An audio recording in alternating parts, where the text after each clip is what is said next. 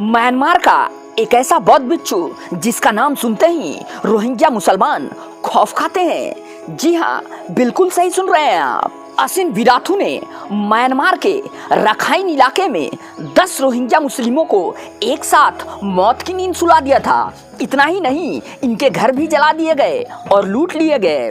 इसके पीछे सेना के साथ साथ बौद्धों का हाथ होने की भी बात सामने आई है। यहाँ के कट्टरपंथी बौद्ध भिक्षु असिन विराथू को भी रोहिंग्या मुस्लिमों का घोर विरोधी माना जाता है और माना जाता है कि उनके इशारे पर 2012 में रखाइन में हिंसा भड़की थी।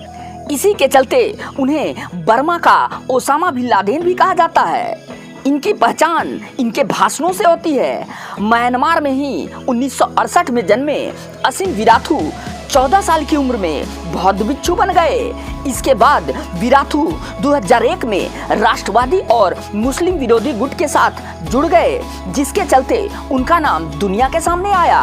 विराथू पर हमेशा मुस्लिम विरोधी होने और उनके खिलाफ भाषण देने का आरोप लगता रहता है। रोहिंग्या मुस्लिमों के खिलाफ हुई हिंसा में भी कई बार उनका नाम सामने आया है। इसके चलते साल 2003 में उन्हें 25 साल की जेल की सजा सुनाई गई थी, लेकिन साल 2010 में उन्हें अन्य राजनीतिक बंदियों के साथ रिहा कर दिया गया था। साल 2012 में जब रखाइन प्रांत में रोहिंग्याओं, मुसलमानों और बौद्धों के बीच हिंसा भड़की, तब विराथू पर कई आरोप लगे। यह भी कहा गया कि उन्होंने अपने अनुयायियों को रोहिंग्या मुसलमानों के खिलाफ भड़काया था। इसके बाद उन्हें प्रदर्शनकारियों द्वारा म्यांमार का ओसामा बिन लादेन कहा जाने लगा। विराथू से जब सोशल मीडिया पर पूछा गया कि क्या आपको ओसामा बिन लादेन कहा जाने पर कोई शक है, तो उन्होंने कहा इसमें कोई गुंजाइश नहीं। जो जिस भाषा में समझते हैं उसे उन्हीं भाषा में समझाया जा सकता है। अगर वो हम बौद्धों को मारेंगे तो क्या हम मूकदर्शक बनकर यूं ही देखते रह जाएंगे। रोहिंग्या मुस्लिम प्रमुख रूप से म्यांमार के अराकान प्रांत में बसने वाले अल्पसंख्यक हैं। इन्हें सदियों पहले अराकान के मुगल शासकों ने यहाँ बसाया था।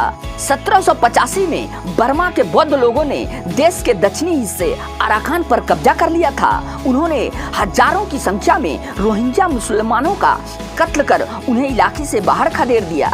इसी के बाद से बौद्ध धर्म के लोगों और रोहिंग्या मुस्लिमों के बीच हिंसा और कत्लेआम का दौर शुरू हुआ, जो आज तक जारी है।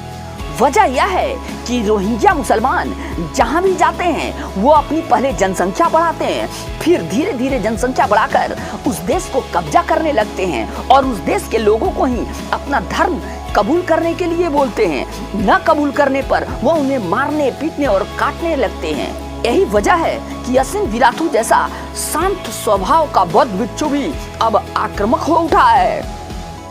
म्यांमार में करीब 10 लाख रोहिंग्या मुस्लिम रहते हैं, लेकिन म्यांमार की सरकार इन लोगों को अपना नागरिक नहीं मानती है।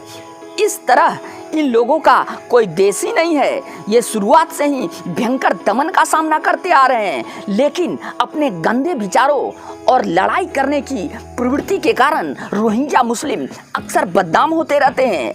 लोगों का कत्लेआम करना रोहिंग्या मुसलमानों के लिए एक छोटी सी घटना जैसी है।